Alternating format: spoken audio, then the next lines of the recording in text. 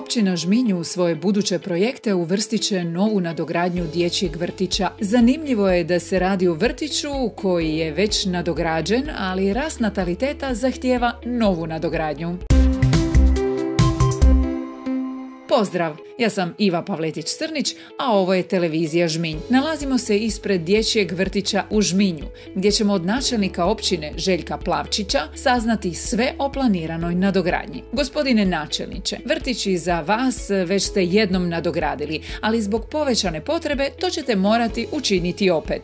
Evo, mi smo ovaj vrtić izgradili, odnosno pustili u pogon 2021. godine, a startali se izgradnjom 2019. kada nam je onda bilo kroz mjeru 741 omogućeno da izgradimo u određenoj visini investiciju koja je danas iza nas.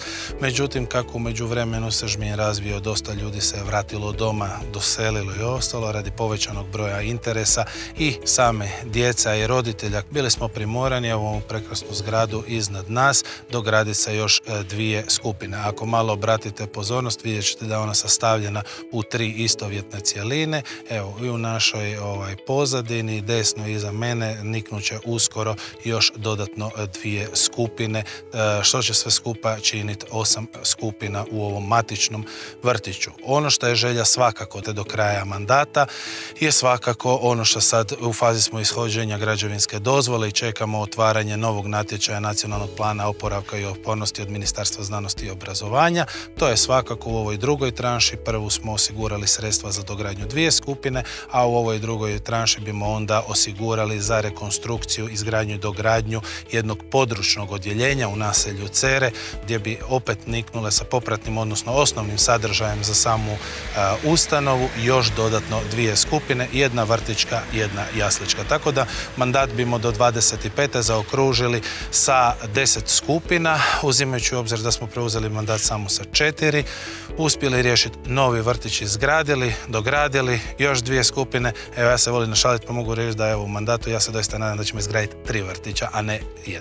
Ovo je doista veliki projekt. O kojem se ulaganju radi? Ovdje konkretno govorimo o procijenjenoj vrijednosti oko 4,5 milijuna kuna i ja se doista nadam da ćemo ostati u tom okvirima, ali gledamo da otprilike investicija sa opremanjem sa svima bi bila oko 5 milijuna kuna, od čega nam je odobreno 2 milijuna 484 tisuće kuna, znači 50% nam je odobreno iz Nacionalnog plana oporavka i otpornosti. Iako je pad nataliteta na razini Hrvatske u porastu, općina Žminj svojim se sjajnim mjerama od onih natalitetnih, socijalnih do razvojnih mjera za povećanje standarda života stanovnika uspjela oduprijeti tom negativnom trendu. Povećani broj djece znači da općina raste. Općina raste i mi smo uvijek tu i kroz godine imali otprilike 3 do 6% fluktuaciju broja stanovnika. Sad se to i više vidi i kroz interes za kupnju stanova, jednu pojačanu aktivnost stanogradnje.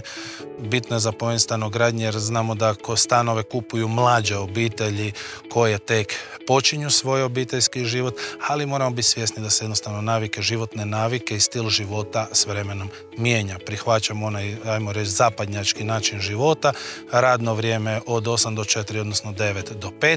Normalno, sukladno tome smo i prilagodili radno vrijeme vrtića i trenutačno smo isto tako u iskazu, odnosno imamo otvoren upitnik vezano uz uspostavu popodnevne smjene u vrtiću, čime bimo našim roditeljima omogućili isto tako da im djeca budu obezbijeđena, odnosno na sigurnom i u kvalitetnim uvjetima i popodnevnim satima dok oni rade. Bez sumnje je da je ulaganje u nove naraštaje općine nešto što će toj istoj općini osigurati zdravu i kvalitetnu budućnost, a prema broju djece i brzom pružanju potrebnog za njihov razvoj i sigurno odrastanje, za općinu Žminj je činjenica s kojom se sa pravom ponose. Dragi gledatelji, hvala vam na gledanju nove televizije Žminj. Ovu i sve ostale epizode možete pratiti na Televizija HR. Lijepi pozdrav!